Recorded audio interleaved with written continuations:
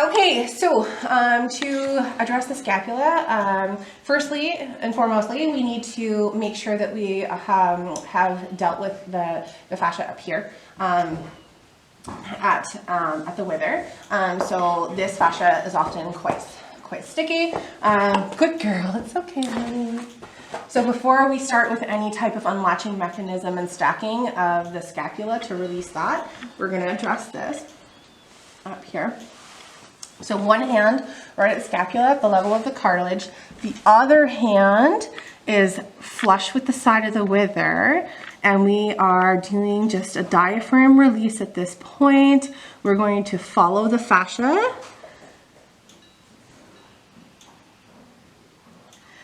Using the indirect method, typically to start with, it'll be more comfortable for her that way. And we're going to follow the fascia until we get the release of the tissue. So we kind of have to go all the way around, making sure that there's no restrictions around the top of the scapula there. But this is the release technique that we're going to use there. So she definitely wants to slide cranially underneath the dorsal hand, and we're getting kind of a rotation backwards of the scapula underneath the ventral hand. So once we're done freeing up all of this, we then come and do our stacking technique. First, we need to check and see where the direction of ease is for all of these.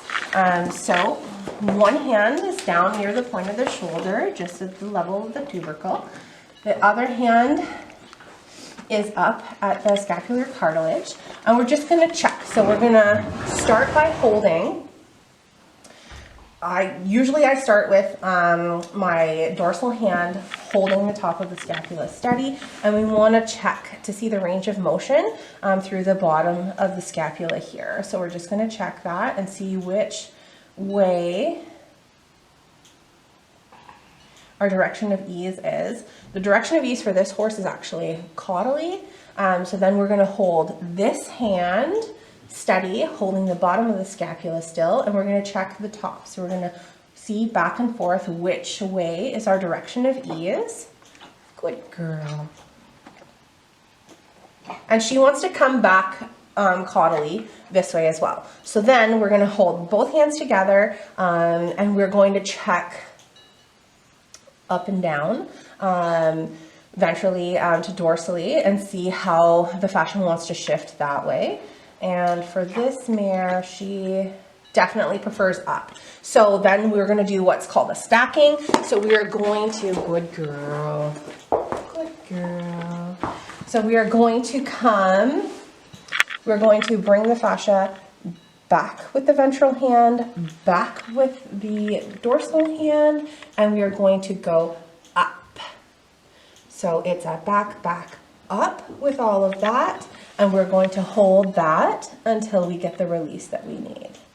After we've finished going through all of this, we then need to do what's called the unlatching portion, which is we put our hand cranial to the scapula over this part. We're going to put a hand over the scapula here, just below the cartilage, and we are going to bring our awareness to our hands and think about them meeting together. So what needs to happen is that the fascia in the cranial region, it needs to talk to the fascia that's underneath the dorsal of the caudal hand, and we're going to wait until we feel like our awareness is pulling our hands together and until our hands meet.